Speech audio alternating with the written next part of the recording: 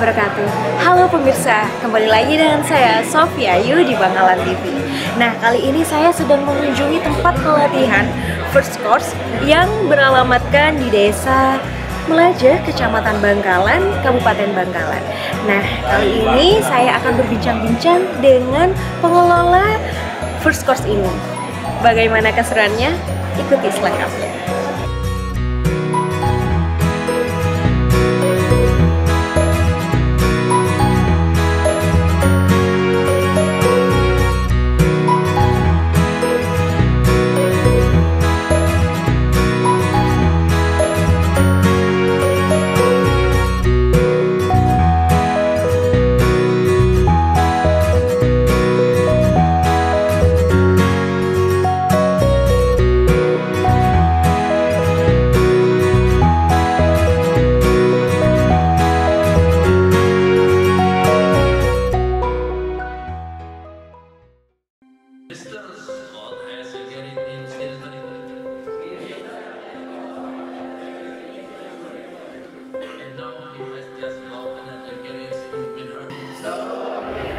Di masa pandemi ini bukan berarti penghambat untuk mencerdaskan kehidupan bangsa, baik pengetahuan umum maupun budi luhur. Kegiatan di pesantren modern First Course misalnya, selain mematuhi protokoler kesehatan, di pesantren ini menerapkan solusi aktif secara tatap muka dan daring. Hal ini dilakukan untuk tetap menjaga regulasi kehidupan pendidikan secara formal ataupun non-formal.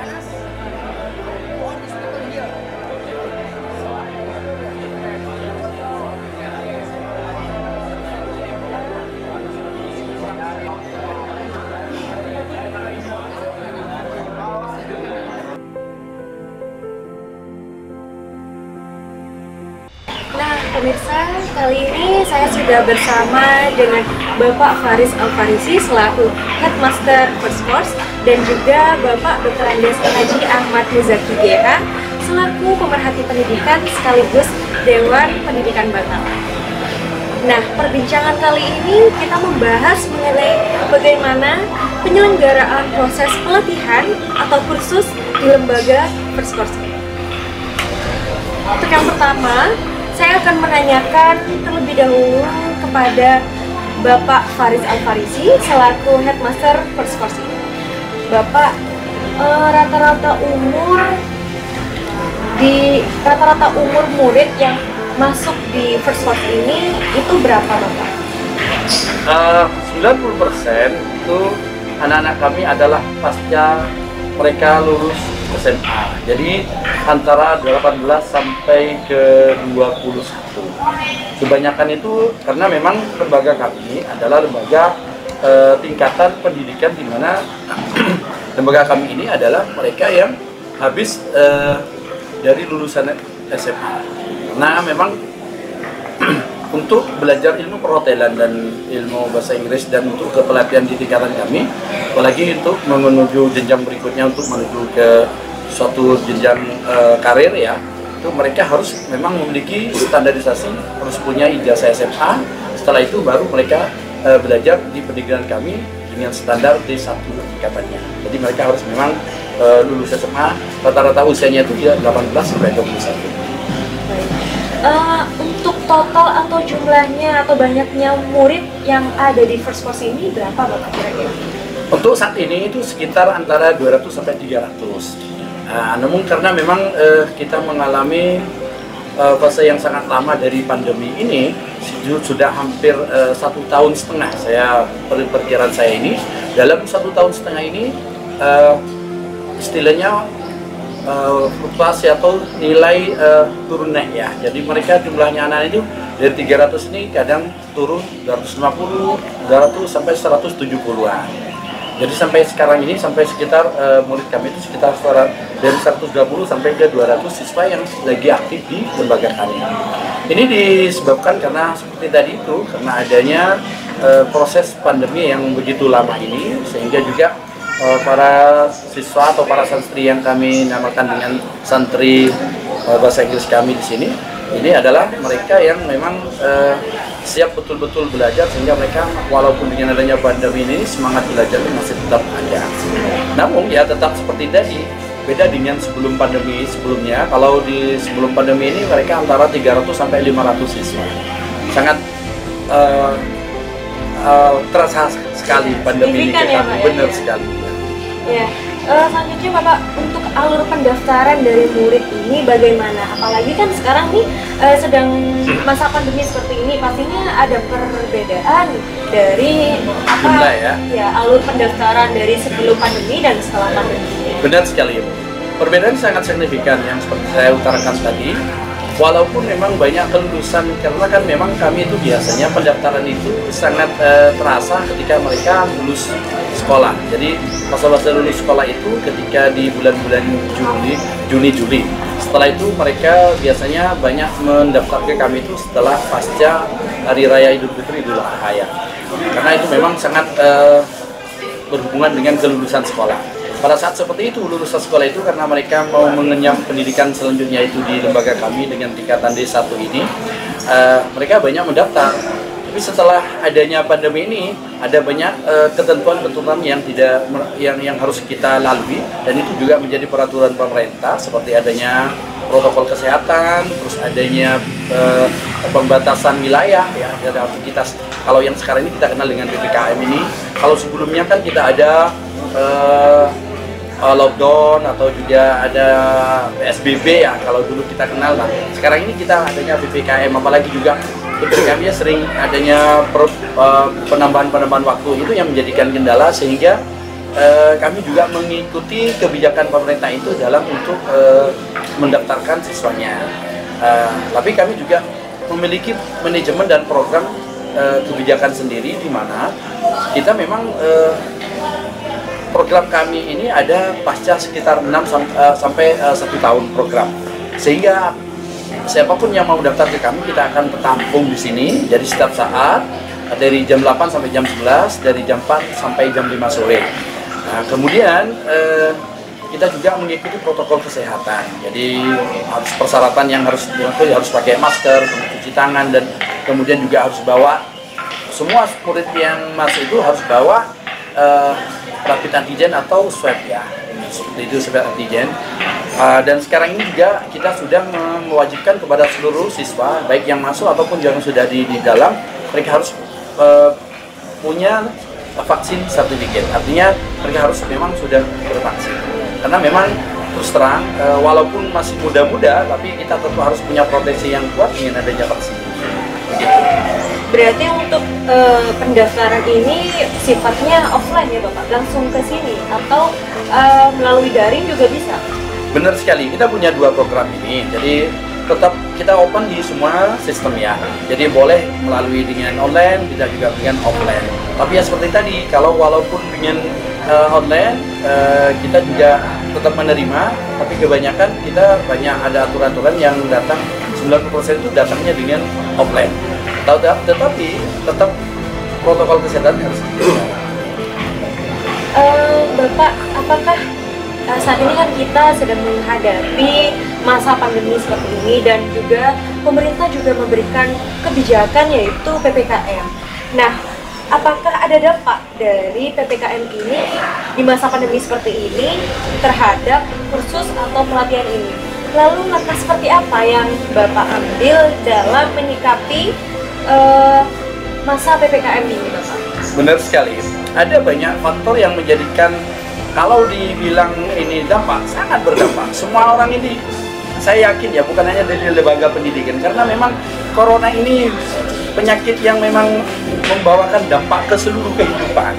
Jadi bukan hanya lewat pendidikan, saya yakin juga lewat seluruh bidang kehidupannya. Dalam urusan ibadah, urusan perekonomian. Dan karena memang pendidikan itu berhubungan dengan perekonomian, berhubungan dengan namanya juga sistem-sistem kenegaraan yang lain, juga dengan ibadah, juga dengan pendidikan. Jadi khususnya kami di lembaga pendidikan ini, di pendidikan kami ini, dampak dari pandemi ini adalah turunnya siswa yang memang untuk belajar. Karena memang di pemerintah sekarang lagi, apalagi di program formal pendidikan formal itu, mereka harus belajar lewat rumah. Kebetulan kami memang adalah kita ini menjadikan santri atau para murid kami ini kita berada di rumah, kita keep di sini. Jadi cuman cara masuknya aja yang harus kita seleksi betul, kita filter. Memang mereka adalah orang-orang yang memang bersih dari penyakit ini. Kita yakin itu dan kita udah berjalan sampai 1,5 tahun ini kita tidak bisa bertahan. Tapi ya dampaknya ya tetap seperti tadi, kurangnya animo masyarakat untuk masuk, efek dari perekonomiannya, efek dari juga efek daripada rasa takut di masyarakat karena adanya PPKM dan karena adanya banyak berita-berita tentang di alam lingkungannya yang memang corona itu sangat membawa perubahan besar, sehingga itu yang menjadikan dampak ke kita. Dan untuk urusan bagaimana mereka menjalani pendidikan di kami ini, ya tetap jalan seperti dulu, cuman ya dampaknya tidak seperti dulu. Geliatnya juga.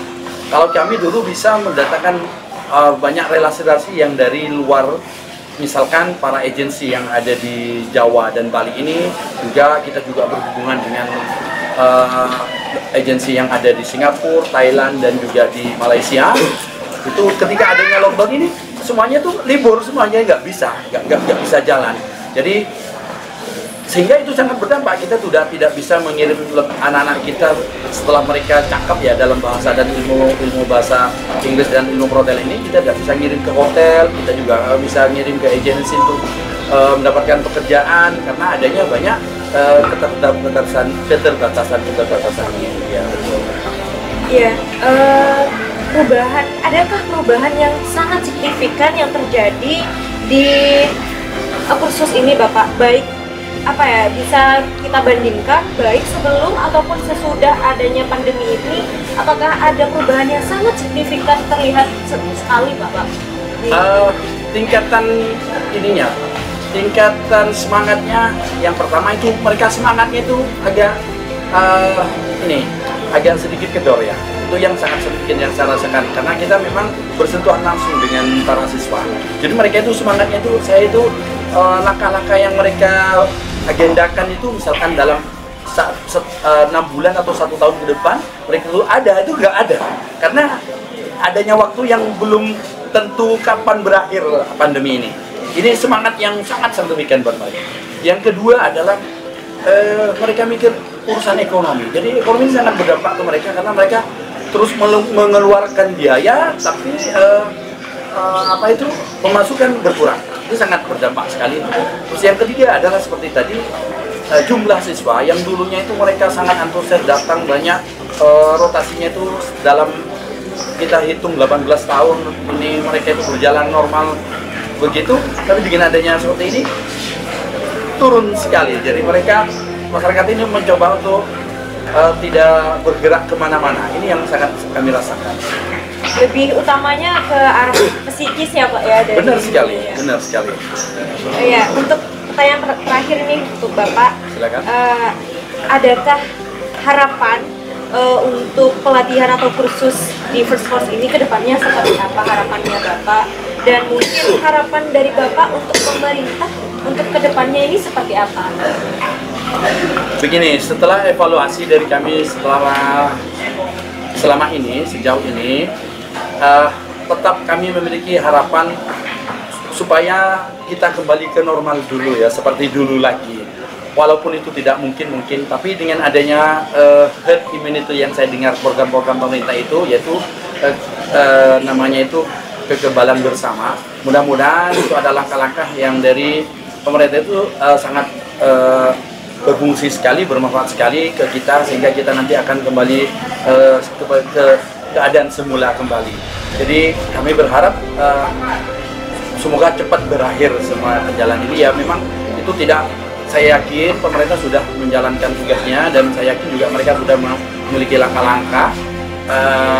Cuman ya bagaimana kapan program ini juga kita akan segera berakhir. Mudah-mudahan ya dengan kesadaran kita juga dari kami dan juga dari seluruh masyarakat bisa membantu pemerintah untuk mempercepat perekonomian ini dan mempercepat adanya pendidikan ini supaya cepat berjalan seperti dulu lagi. Jadi tetap kami meminta kepada seluruh lapisan masyarakat dan juga kepada pemerintah khususnya untuk tidak henti-hentinya memberikan edukasi kepada masyarakat dan juga memberikan pelayanan masyarakat supaya pandemi ini segera berakhir. Itu yang kami harapkan. Ya, kami sebagai seorang santri dan sebagai seorang lembut guru dari santri-santri kami tetap akan selalu berdoa dan mendukung pemerintah, bahkan mendukung seluruh masyarakat supaya keadaan ini kita akan cepat berakhir. Karena kita sudah kayaknya diiming-iming. Saya dengar dan saya melihat juga di media bahwasanya di Eropa dan Amerika ini sudah mereka euforia ya, mereka sudah bahkan ada pesta olahraga dan sudah tidak memakai masker lagi, dan itu kami memiliki harapan besar kepada negara ini dan keadaan di sini, karena di negara lain sudah mulai kembali seperti sedia kala dan saya ingin seperti itu kembali lagi karena itu yang kayaknya sih itu yang bisa saya harapkan, dan saya yakin kita akan berjuang bersama, dan saya yakin dengan langkah-langkah yang sudah ditempuh oleh pemerintah dan masyarakat ini, kita akan segera mendapatkannya semua yang kita inginkan. Seperti itu harapan saya. Terima kasih. Semoga harapan Bapak dan harapan kita semua ini dapat terwujud ya Bapak. Siap. Untuk selanjutnya kita beralih ke Bapak Dr. Andes Haji Ahmad Muzaki GH selaku pemerhati pendidikan sekaligus juga Dewan Pendidikan Bangkalan. Nah, Bapak Muzaki, bagaimana tanggapan Bapak mengenai hal ini? Mungkin ada pesan atau harapan yang ingin Bapak sampaikan kepada pemerintah atau masyarakat sekitar mengenai hal ini, Bapak? Ya, jadi kami berharap kepada pemerintah, terutama Kabupaten Bangkalan, untuk segera mengevaluasi tentang kebijakan yang selama ini anak-anak didik kita ini sudah 1 tahun lebih tidak tatap muka. Jadi mungkin dimulai dari 50% jaga jarak. Jadi kalau ada 30 bangku ini diisi 15 orang dulu. Jadi sini berganti, besoknya 50%-nya, besoknya 50%-nya. Nah, itu segera. Jadi segera diadakan tatap muka. Ini harapan kami kepada pemerintah Bangkalan dan juga kepada anak-anak didik kita. Ini mari semangat. Ya, jangan sampai kendor diakibatkan dari pandemi ini. Kenapa? Karena memang kepada pembawaan anak sekarang ini sudah mulai menurun. Jadi anak ini seakan-akan sudah tidak mempunyai ruang masa depan. Jadi sudah mau kemana kita? Karena sudah pendidikannya sudah tidak terang. Mau kemana? Jadi harapan-harapan anak-anak didik kita SMA seperti lembaga-lembaga kursus, lembaga-lembaga swasta ini sudah kurang antusias. Jadi kurang antusias, seakan-akan kita ini mau kemana setelah ini. Jadi apakah masihkah akan kembali seperti semula? Nah ini, jadi untuk kalau segera ini tidak segera dilakukan pendidikan tatap muka, ini fatal. Jadi itu dari kami dan kepada anak-anak kita yang ada di desa, utamanya yang kurang berfasilitas, ini jangan merasa kecil hati, jangan merasa tertinggal, dan pendidikan tidak hanya bisa dilakukan oleh usia-usia dini, bahkan kita sampai sekarang kita pun ini masih mencari ilmu, masih menuntut ilmu dan masih menambah pendidikan itu. Demikian dari kami, terima kasih. Ya, terima kasih atas penuturannya Bapak Dr. Andes Haji Ahmad Muzaki GH selaku pemerhati pendidikan sekaligus Dewan Pendidikan Bangkalan, dan saya juga haturkan terima kasih untuk Bapak Faris Al-Farisi selaku Headmaster First Course atas pemaparannya tadi. Baik pemirsa, sekian dari perbincangan kali ini mengenai bagaimana penyelenggaraan proses pelatihan atau kursus di lembaga First Course ini. Semoga menjadi manfaat untuk kita semua. Sekian dari saya. Wassalamualaikum warahmatullahi wabarakatuh. Waalaikumsalam warahmatullahi wabarakatuh.